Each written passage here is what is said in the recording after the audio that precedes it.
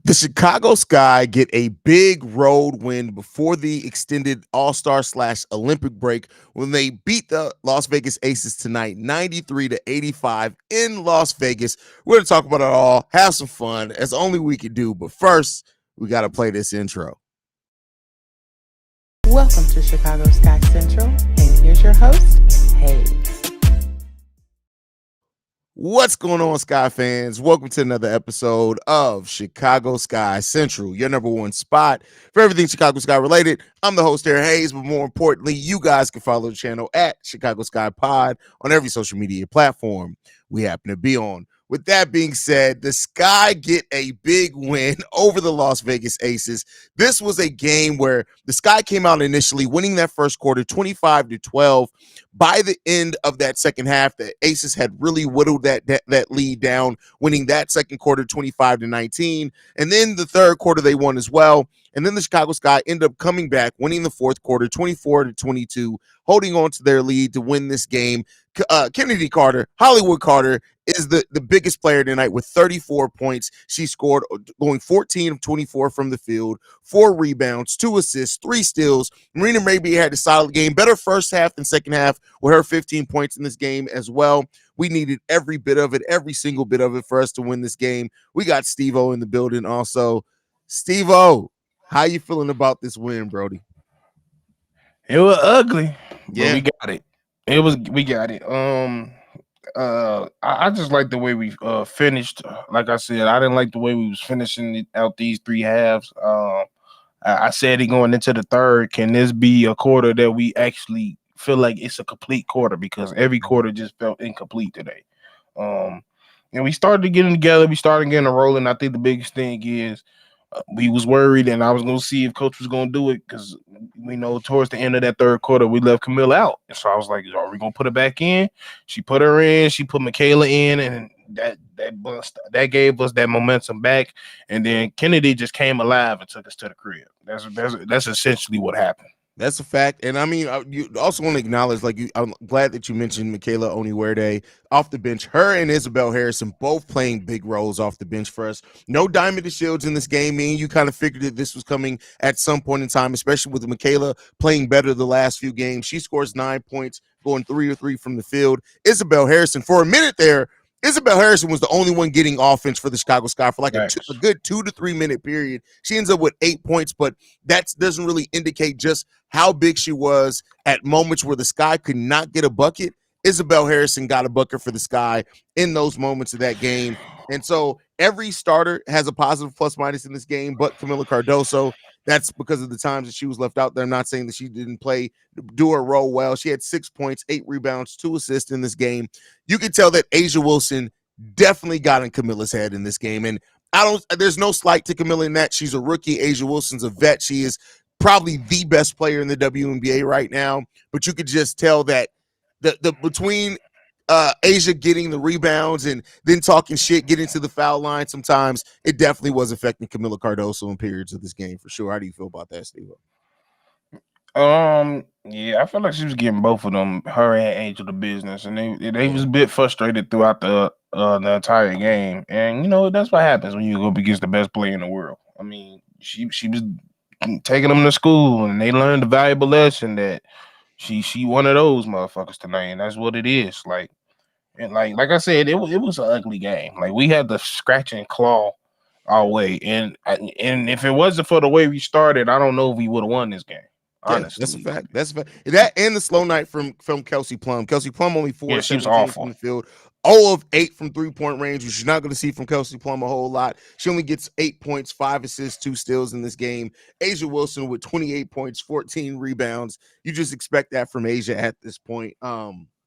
Angel Reese with another double-double again. She actually has a plus minus of plus 26 in this game, which is crazy when you that look was at weird. Yeah, I mean, because she was affecting it, but go ahead, Steve. Yeah. I mean, like, to me, when like at that first half, I didn't feel like she was having the best game. Like, she was smoking some layups, wasn't finishing well, got her shot blocked a couple times on a couple occasions, and I'm sure she got frustrated with herself. But that fourth quarter is probably where a lot of it because she made a lot of key passes, a lot of key rebounds. We already knew she was gonna get the rebounds, but then she started getting the fouls that we needed. She's not gonna finish. The best thing we asked for her to get fouls. I'm glad this break is coming up because she need to work on her shots. She need to work on her touch. I think that's probably the frustrating part of her this game, but the way to stay mentally throughout it. That's the one thing, like I said in the live call.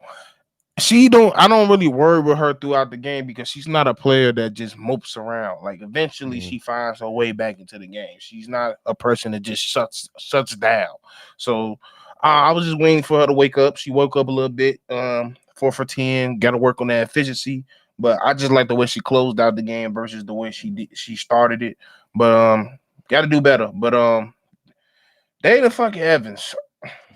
I I don't know if it's coach or if I know if it's just you. Stop worrying about passing the ball. I'm not gonna ask you that no more. You strictly, this is what we need from you: a bucket or defense, one or the other. I don't need no passes. I don't need you reading shit. I don't need you analyze. I need you to work about getting a bucket or play defense. Because if you make one more ill-advised pass, I don't know what I can say to save you at this point. Shit, I don't know if you can save yourself right now because you just every the in this is the most inconsistent you've been as a pro, and you're getting the ultimate. It's not like you're not getting a opportunity. You're getting us a lot of opportunity. I don't know what's going on with you. It's like one game you good here, then the next 3 games you're terrible. Then you come back and have a good game. Then another 4. We gotta find a balance of consistency. I don't know what you gotta do in. I don't know if you're going for Paris, but maybe you need to bypass Paris and work on your game. I don't know, but in order for us to finish strong in the second half of the season, Dana's going to be on this team, and we need Dana to play solid basketball. That's all I'm asking. Solid basketball because you're not even giving us that right now.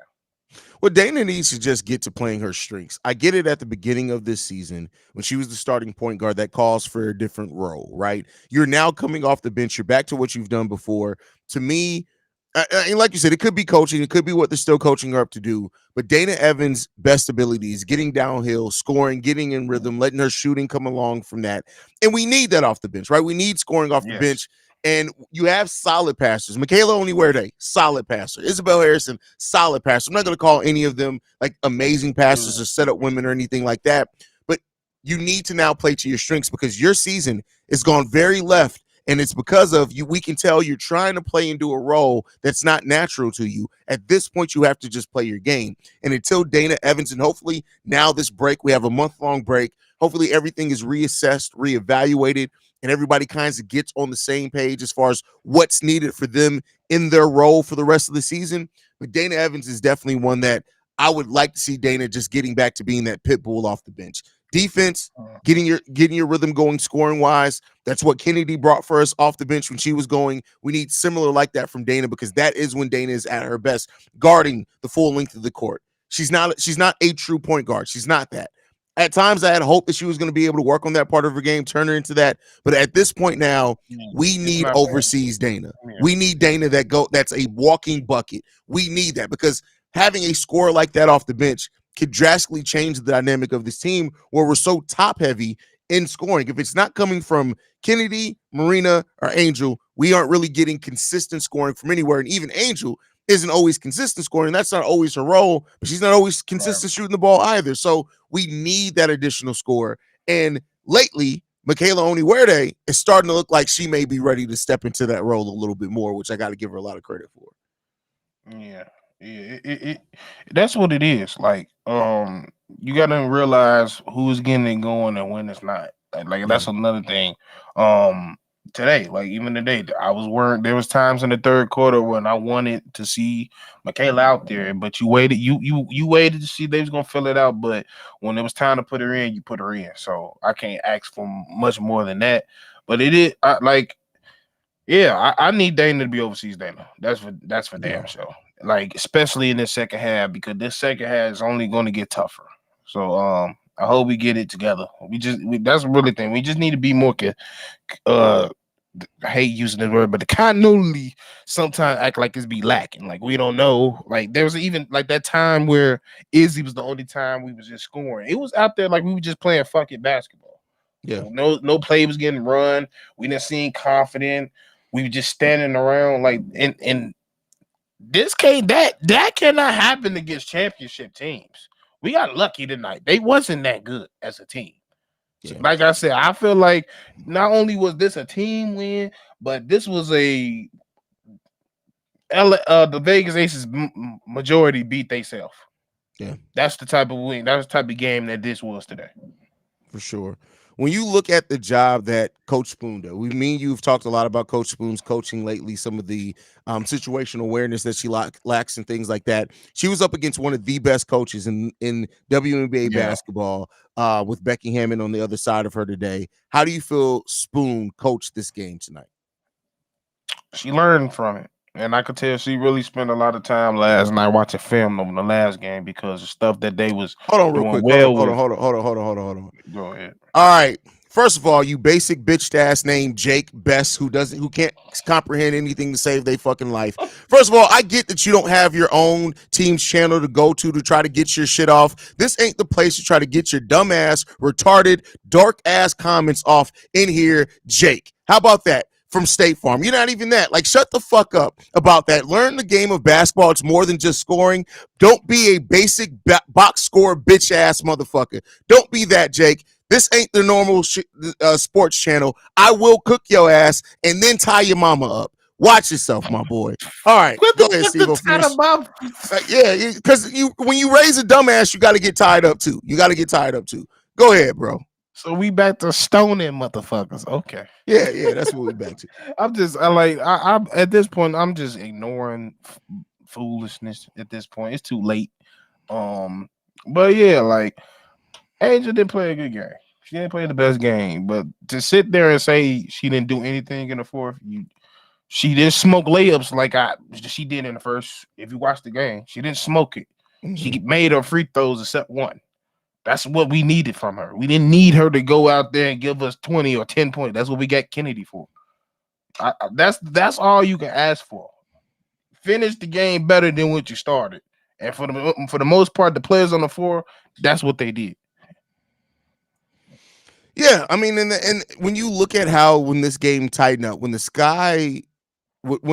Aces took over that lead briefly, right, and it looked like the Aces was going to start pushing that lead out.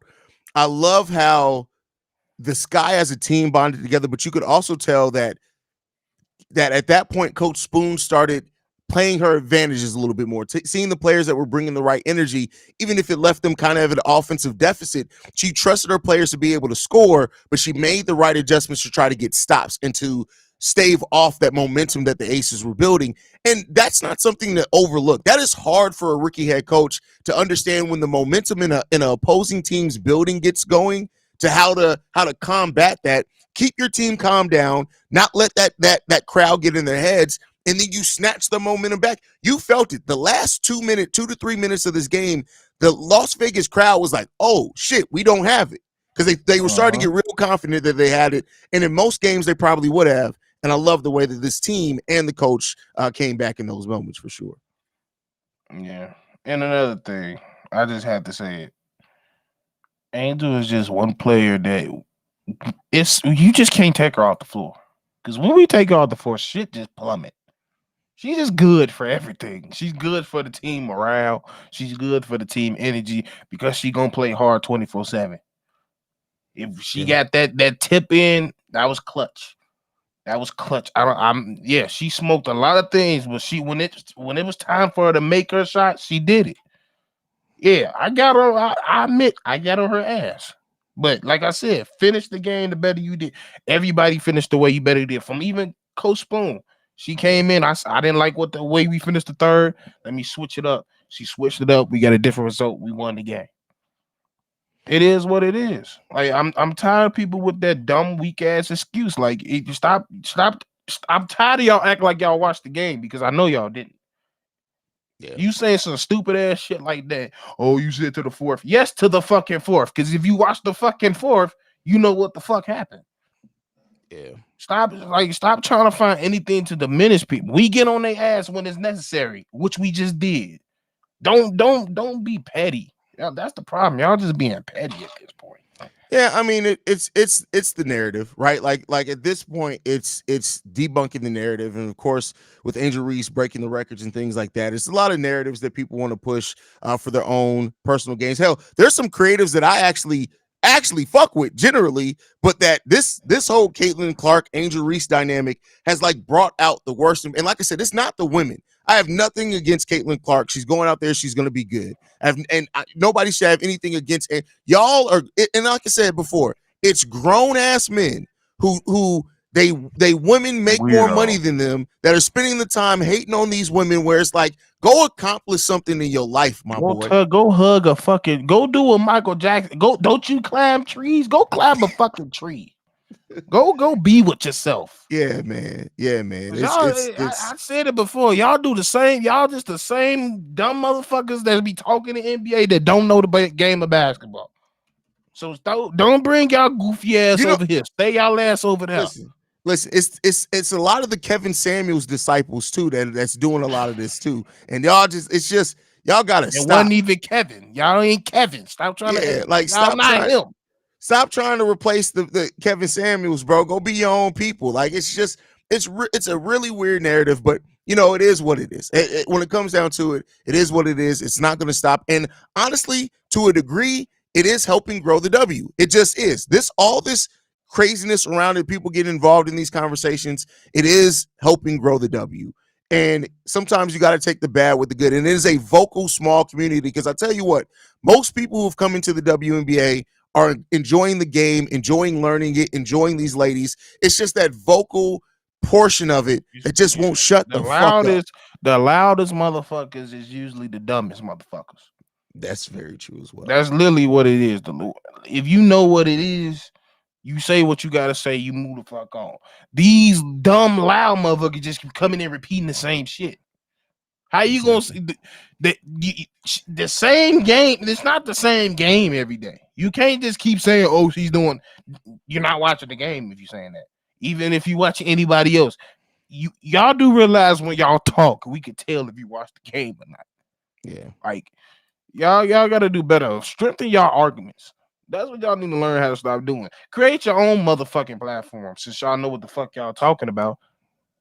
Yeah, I guarantee ain't nobody finna sit and listen to y'all. Well, Jake just came back here, and I respect this from Jake. Like, all honesty, I respect this. Like, I meant no disrespect to you or the fans. I came across a lot obnoxious for that. I appreciate that. Like that's fair, bro. And that's grown man shit. I completely appreciate you on that.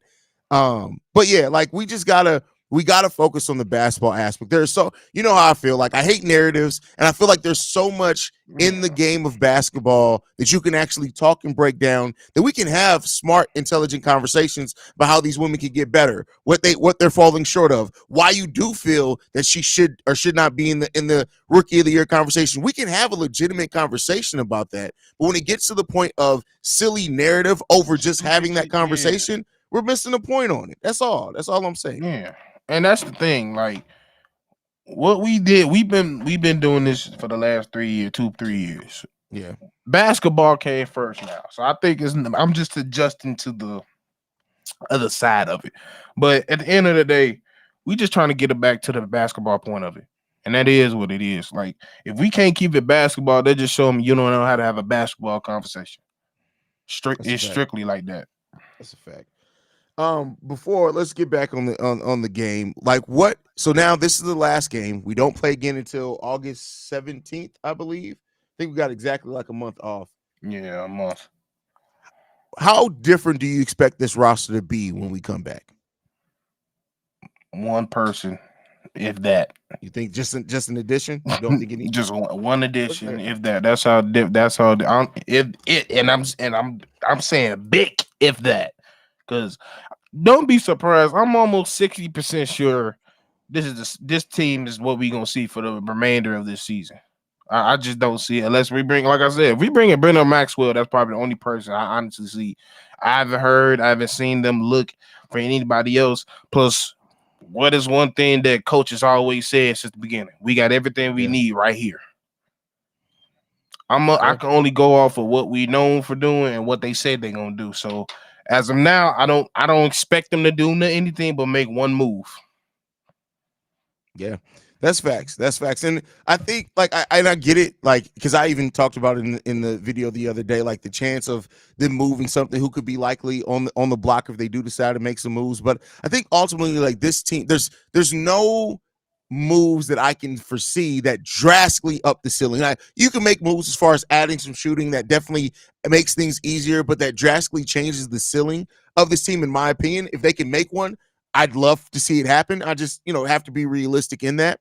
But I do think that we could be the rest of the season is going to be big on evaluation, right? We're 24 games into a 40 game season. We got 16 games left. Can I And can so I can I hold on? I just yeah. got it. People keep saying it. They've been saying it throughout the game. Y'all keep saying trade Dana. Who wants Dana? Well, the thing is, Y'all gotta look at it from the other aspect of somebody has to want the other side of that trade. We can't just trade and be like, well, somebody gonna take it. She ain't been playing well with us. So her and value's at an all-time low.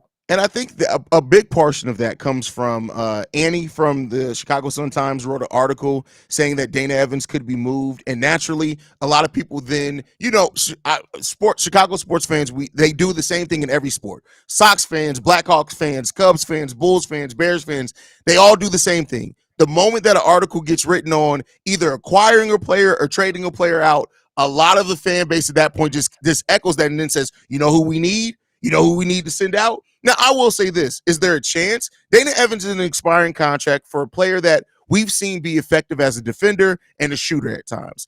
Could a team that has a solid base and a foundation look at that and say, we can add Dana, get a look at her for the rest of the season, and then maybe re-sign her at the end of the season? I think there could be a possibility to that, but I don't think that it's going to net you back anything that really changes your team back. Significant. Yeah. Yeah, that's the thing. You're not going to get really anything significant back, even if you do.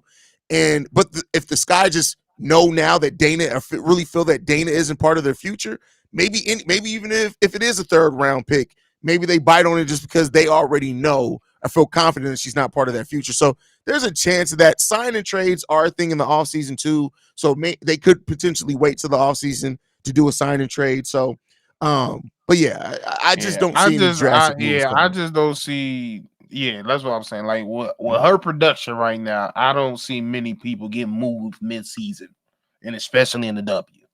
Yeah. Like you don't normally see that. Like you said, like if a move is gonna happen, it's gonna happen when the season's over with. And like I said, when Dana can play right and her mind ain't on passing, she's a solid player. Yeah. It's just soon as she start getting into this passing mode, that's where I just be like, when they be like trader, I can't even say shit because you be looking like you should be getting traded. Because I don't them two. I ain't never seen somebody get 2 turnovers in 5 seconds tonight like she did. Yeah, she definitely almost sold this game. And looking at it, it was just like, come on, Dana. Like, and me and you came into the season big Dana Evans fans because we've seen what she's done overseas and things like that. But at some point, we just got to realize that ain't coming for this team, apparently. And it sucks. Like Dana is such a like if it for new WNBA fans, I guarantee you, if I put together highlights from what Dana Evans does overseas, everybody would be like, wait a second, is this the same Dana Evans? Because she's so different over there. And I've been holding out hope for a while to see that version of her. But at some point, we just got to realize it ain't coming. And you gotta cut your losses and make a decision, especially while point guard needs to be one of our biggest focuses this upcoming offseason. No, for sure. for real. Yeah, we need, especially if we're gonna run the same type of offense, we need a surgical point guard. Yeah. Somebody that's surgical with their passing, decision making, all the like. Damn near, I wish Sue Bird had a niece out there or something because that's who the fuck we need right now. That's hilarious. That's funny. Oh man. Well, we made it through this first little over half of the season. We're gonna come back with 16 games left, Stevo. And see how the Sky fare over those, man. It's going to be an important dash to the playoffs. The Sky still right now are in playoff contention. Don't expect that to change anytime soon, but Me and you've talked about it before. Right now, they have a 3-game lead over the Atlanta Dream for that 8th spot. They're 1.5 games, I think, behind. Let me double check on that before I give people the wrong information. We're only a half a game back of the Indiana Fever, as well for that 7 seed. It's going to be an important stretch for the Chicago Sky to show that they can come out of this break, that they can improve some things, whether that's changes to the roster, changes in the play style and execution, because it's going to be a fight. And everybody's getting healthy. Everybody's going to have a month off and going to come back healthy. And we come back, we face off against the Mercury. Kalia Copper's coming back home to start off this after the All-Star and Olympic break. And then we got the Sparks, the Mercury again, the Connecticut Sun, the Aces again. It doesn't get easier. So, yeah, it doesn't get any easier, man. So, yeah, like I said, it's time to get real. This one get real. So, like, I hope y'all ready because y'all ain't seen shit yet. Yeah. And a playoff, if y'all haven't gotten to see a playoff dash in the WNBA yet, you don't know what you're in store for because it's about to get crazy. That's for sure. Mm-hmm. All right, let's go ahead and get up out of here. Thank you guys for all the support and everything, all the love through the first part of the season. We're not going away during the break. We will do stuff over the All-Star weekend. And me and Steve already talked about some of the stuff that we want to do during the Olympic Games. I don't know, because the games should be like in the middle of the day because they're playing over in Paris. So I don't know how often we'll be able to go live right after the games, but we will be breaking down those games at some point the day that they happen as well. So make sure you guys stay tuned in with us there. You can follow us at Chicago Sky Pod. You can send us any feedback, questions, comments, concerns, ChicagoSkyCentral@gmail.com. And then lastly, if you guys want to leave a text message and our voicemail for the mailbag, the number to do so, 773-270-2799. With the number one spot for everything Chicago Sky related. And we'll see you guys the next time we record, y'all.